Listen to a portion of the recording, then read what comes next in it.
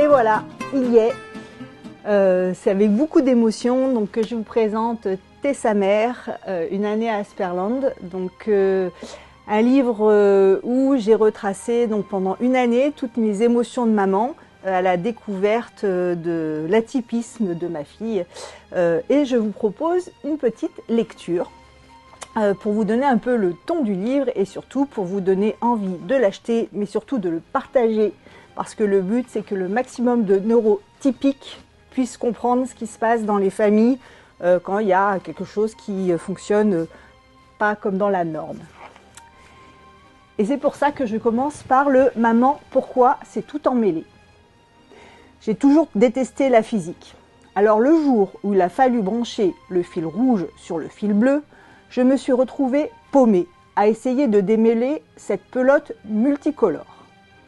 Pas facile de comprendre l'autisme, à part que c'est un sacré bince dans le cerveau.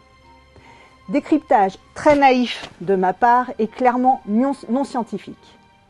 Les neurones s'invitent en surnombre et font bien plus de connexions que dans un cerveau neurotypique. Imagine-toi, en tant que neurotypique, entrer dans une pièce, le cerveau est en boîte auto, il va directement voir l'info importante. La copine assise sur la chaise, trop contente de te voir. Le neuroatypique, lui, est en mode manuel quand il rentre dans la pièce. Il y voit la forme de la pièce, l'odeur, le bruit, ensuite la foule, et au fur et à mesure, il filtre pour arriver à trouver un visage familier. Il doit analyser le visage, comprendre l'intention et se souvenir de ce qu'il faut mettre en place comme réaction typique dans ce genre de situation. Apprendre sans cesse à utiliser le langage des neurotypiques pour s'intégrer à un monde qui n'est pas le leur. Tous les jours, partout, avec tous, sans pause. Épuisant, non?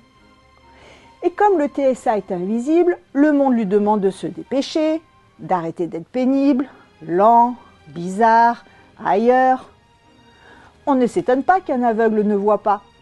On ne s'étonne pas qu'un sourd n'entende pas.